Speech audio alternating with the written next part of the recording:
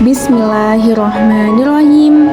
Assalamualaikum warahmatullahi wabarakatuh, guys. Welcome to Sacred Verses, the podcast where Islamic law meets our everyday life. I am your host, Zahra Janan Nabila, and in this episode we dive into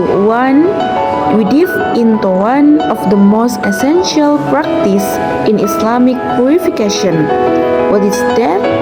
That is istinja, cleansing oneself after relieving oneself through the lens of hadith and fiqh. Okay, are you ready, guys? I will talk about this topic. So let's begin with the hadith which is narrated by Al-Mughirah ibn Syu'bah. Bismillahirrahmanirrahim.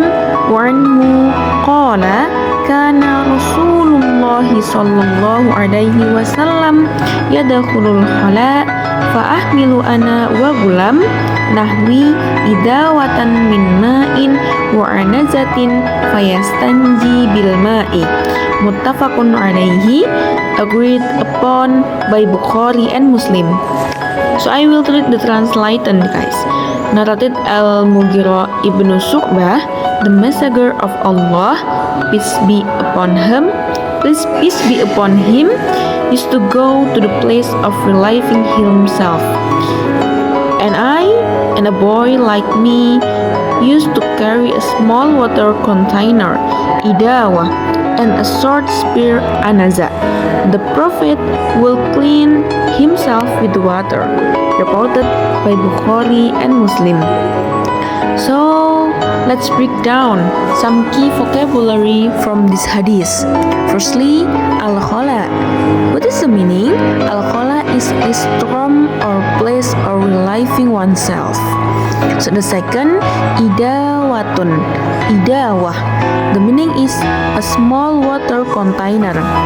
So the next, anazatun, anazah. A short spear used as a stick or barrier when praying or walking. So next, yastanji. Yastanji, the meaning is to cleanse the private parts using water after urinating or defecating. These terms help us understand the practical setup during the Prophet's time. So, according to Imam Nawawi, this hadith shows that using water or istinja for cleansing after relieving oneself is sunnah of the Prophet, and one of the best ways to maintain ritual purity, or we can say taharah. It also indicates that the Prophet had assistance in preparing for cleanliness, which show the significance of the act. Ibn Hajar al-Asqalani in Fath al-Bari commented that the Prophet's consistent use of water shows its virtue and purity over other forms of cleaning like stones or dry material. So the legal ruling derived hukum from this hadith is, it is mustahab or can be recommended to perform istinja with water, and in case where water is available, it is preferred over dry materials, stone or tissue.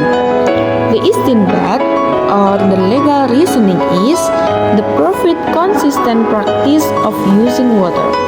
No evidence suggesting that the water was replaced unless necessary. The general principle in Islamic law that cleanliness is half of faith. Taharah syatrul iman.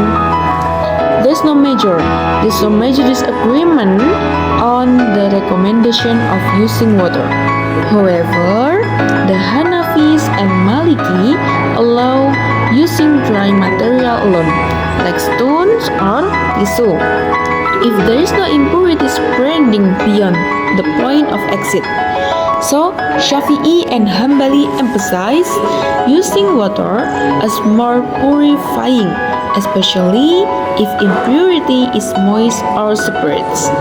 So, while using water is best, using water is best. There is room for flexibility. In our modern context, the hadith remind us to always aim to use the water when cleaning of ourselves after reliving. Carry a portable water bottle or use beaded sprays, especially while traveling or in public place. Understand the clean lines is part of our devotion and not just hygiene. If the water is not available, using tissue is allowed, but we should seek afterward when possible. So this hadith may seem like a simple routine, but it reflects the competence and depth of Islam. From how we purify ourselves to how we pray, every act is an opportunity for reward and reflection. So let's be mindful of the sunnah in our daily life and appreciate the beauty of following the Prophet's footsteps, even in the restaurant. Okay guys, maybe enough here from me. If I have some mistake, I hope you all to pardon me. And then from the podcast to Harwah, I will continue the next podcast in the next episode. I hope from this podcast you can learn, you can know, you can got the knowledge or you can got the information. Okay, maybe enough here from me. If I have some mistake, I hope you all to pardon me. I am the host Zara Janan Nabila signing out. Thank you very much guys. Wassalamualaikum warahmatullahi wabarakatuh.